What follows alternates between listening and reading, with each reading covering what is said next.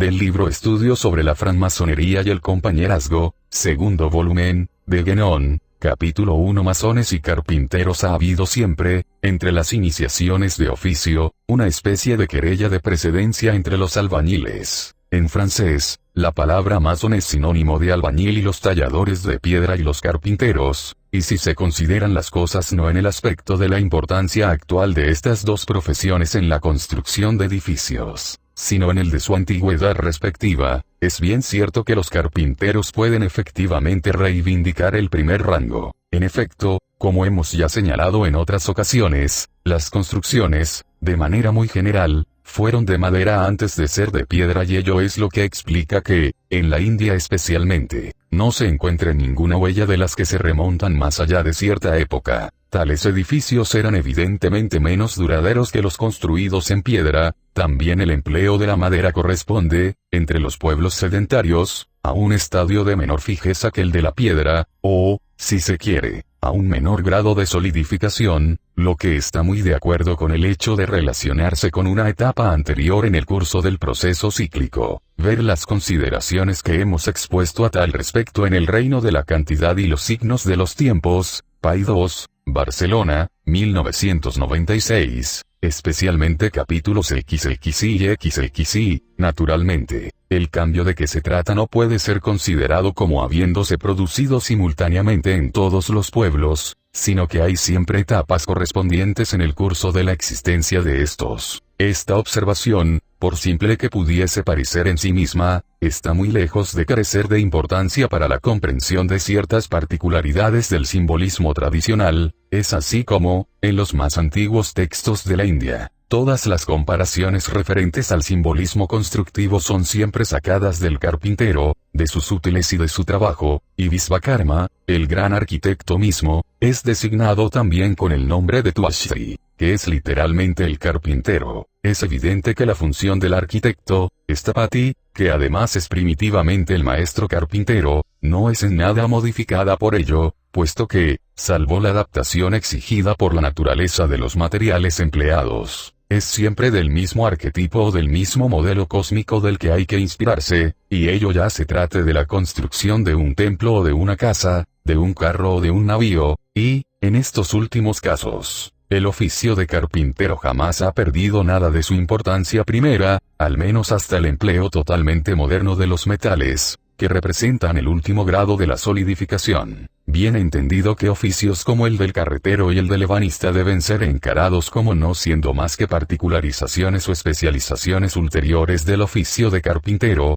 que, en su acepción más general, que es al tiempo la más antigua, comprende todo lo que concierne al trabajo de la madera. Evidentemente también, que ciertas partes del edificio se realicen en madera o en piedra, ello no cambia nada, sino en su forma exterior, al menos en su significación simbólica. Poco importa a este respecto, por ejemplo, que el ojo del domo, es decir, su abertura central, sea recubierto por una pieza de madera, o por una piedra trabajada de algún modo, constituyendo una y otra igualmente y en un sentido idéntico, la coronación del edificio, según lo que hemos expuesto en precedentes estudios. Y con mayor razón ocurre lo mismo con las piezas del carpintero que han permanecido como tales una vez que la madera ha sido sustituida por la piedra en la mayor parte de la construcción, como las vigas que, partiendo de este ojo del domo, representan los rayos solares con todas sus correspondencias simbólicas. Si incluso, más tarde aún, esas vigas son reemplazadas en ciertos casos por nervaduras en piedra, y pensamos sobre todo aquí en las bóvedas góticas, ello tampoco cambia nada del simbolismo. En inglés, la palabra beam significa a la vez rayo y viga, y, como Ananda Coomaraswamy ha señalado en diversas ocasiones, ese doble sentido nada tiene sin duda de fortuito. Desgraciadamente es intraducible en francés, donde, por contra, se habla corrientemente de las rayas, rays, o de los rayos, rayons, de una rueda, que desempeñan con relación al medio de esta, la misma función que las vigas en cuestión con relación al ojo del domo. Se puede pues decir que el oficio del carpintero y el del albañil, puesto que proceden en definitiva del mismo principio,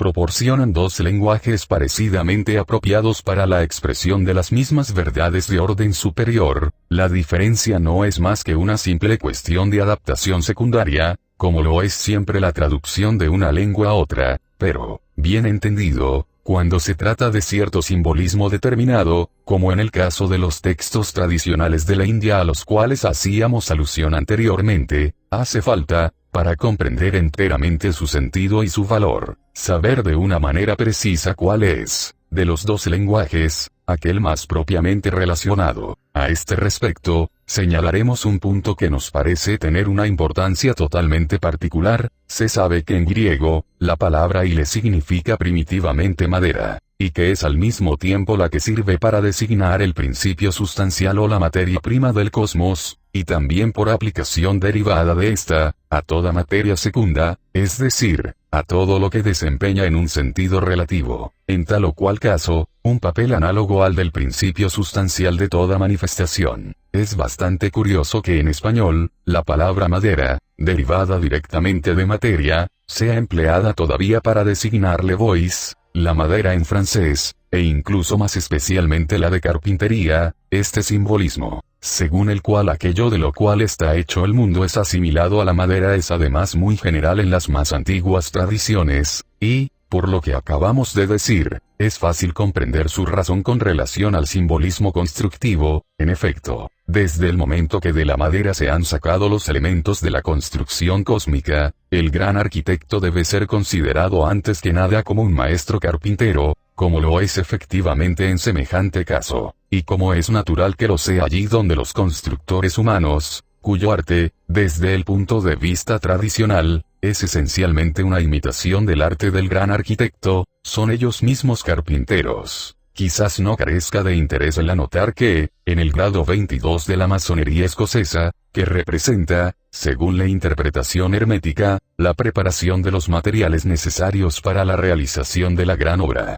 estos materiales son figurados, no por las piedras como en los grados que constituyen la iniciación propiamente masónica, sino por la madera de construcción. Podría pues verse en este grado, cualquiera que pueda ser de hecho su origen histórico, como una especie de vestigio de la iniciación de los carpinteros, tanto más cuanto que el hacha, que es su símbolo o atributo principal, es esencialmente un útil de carpintero. Además hay que resaltar que el simbolismo del hacha es aquí muy diferente de aquel, mucho más enigmático, según el cual, en la craft masonry, está asociada a la piedra cúbica en punta, y del que hemos dado la explicación en un precedente artículo, un jeroglífico del Polo, mayo de 1937. Conviene recordar también, por otro lado, la relación simbólica que el hacha tiene, de manera general, con el Vajra, confer nuestros artículos sobre las piedras de rayo, en el número de mayo de 1929, y sobre las armas simbólicas, en el número de octubre de 1936. Actualmente, están recopilados en Símboles de la Science Sacrée, traducción española, Símbolos de la Ciencia Sagrada, Paidós, Barcelona, 1996, N. del T. No carece de importancia tampoco, en lo que concierne más especialmente a la tradición cristiana, el resaltar, como ya lo ha hecho A. Coomaraswamy, que puede fácilmente comprenderse así que el Cristo debía aparecer como el hijo del carpintero. Los hechos históricos, como hemos dicho muy frecuentemente, no son en suma sino un reflejo de realidades de otro orden, y solamente ello les da todo el valor del que son susceptibles.